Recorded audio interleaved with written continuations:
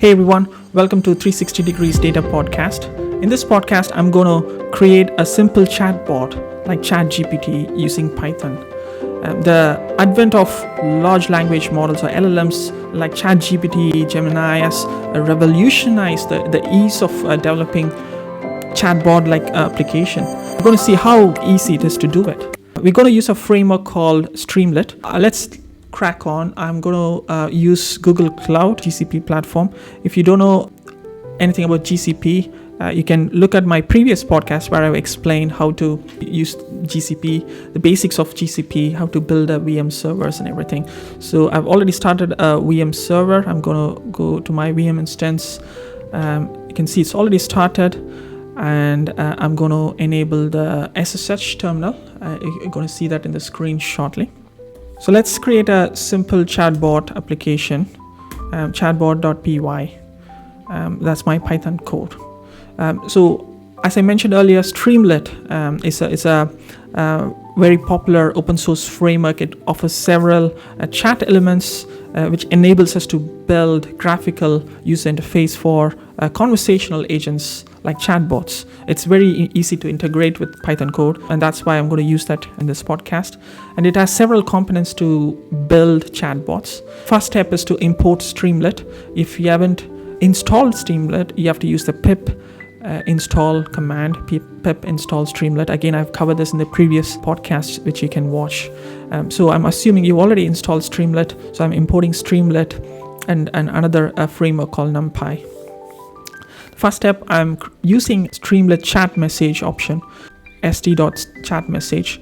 So chat message, it lets you insert a chat message container into the app, so you can display messages from the user or from the large language models.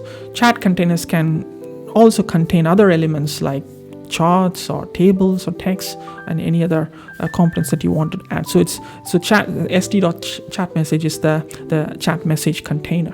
And secondly, st.chat input, it lets you display a chat input widget so the user can type in a message. It's like a small text box for the user prompt.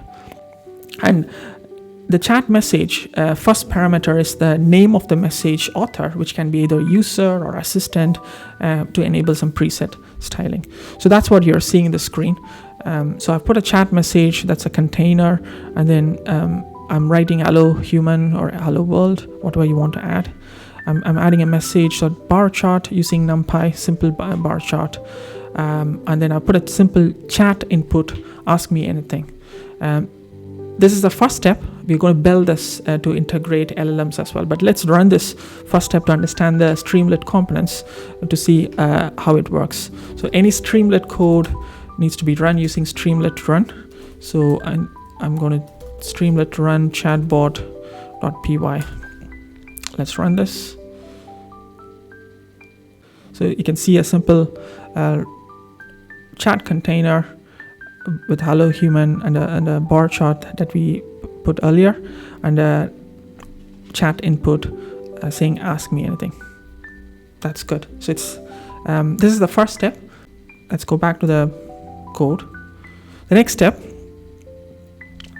we're going to add session state variable. So session state, it's a way to store the chat history so we can display it in the chat message containers. So if someone is having a conversation with LLM, we need to show all the history of messages. So that's where session state comes into picture. We can use a list to store the session messages and append it to every time the user or bot sends a message. We're going to build on the previous example, but for simplicity purpose, I'm going to create another code called chatbot2 underscore v2.py.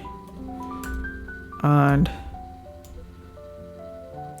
so in the above code, we've added a title to our app and a for loop to iterate through the chat history and display each message in the chat container.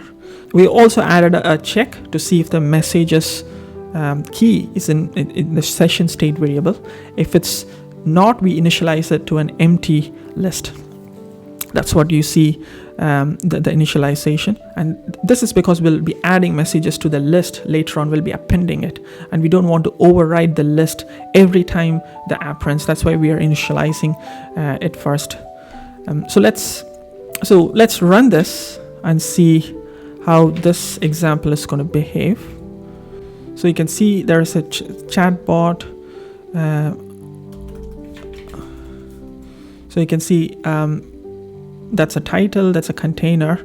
We haven't integrated this with LLM, so we can't expect any responses, but you can see we're slowly building the chatbot, because what we have done is we've added session state variable, and we are appending the messages to that session state so that we are showing the history here.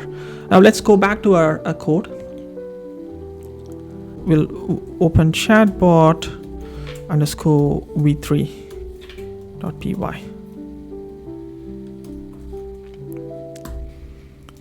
So now we are going to integrate this concept that we have discussed to an LLM. So when you're going to use LLM, you always have to decide which LLM you're going to use. In this example, I'm using OpenAI, so I'm importing OpenAI framework here, and also Streamlit as before, and then I'm importing .env and OS. This is useful for us to store the OpenAI API keys in the environment variables. You can use the export command and add it to a bash environment variable, and then you can use this line os.environment.get OpenAI API key based on the environment variable that you are using. You can bring it back into your code. This is a safe way of using the OpenAI API key rather than hard coding it in the code. Now let's look at this code and see what this code is going to do. So now we are going to look at this part that is getting the response from LLM. So what we are doing here, we are sending the message from the user prompt to OpenAI object. So we created a client object here. So we are now calling the chat.completions.create and passing the OpenAI model, and also we are passing the messages received from the user. So we are passing two parameters. That one is the model, that's OpenAI model, and then we are passing the messages parameter. We're going through loop and then sending the messages received from the user. Finally, OpenAI returns a stream of responses split into chunks of token, which we iterate through and display each chunks in the message container. So let's run this final example and see how this is going to work. So ChatGPT-like clone. We've got the chat input prompt here. So what is meant? What is the meaning of hermeneutics?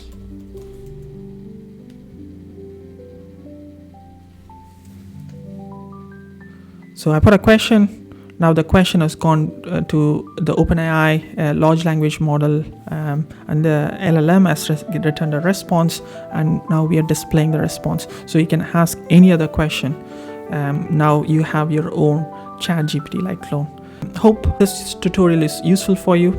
Please like and subscribe if you like this tutorial, and don't forget to let me know what topics you would like to see next. I'll see you in the next podcast.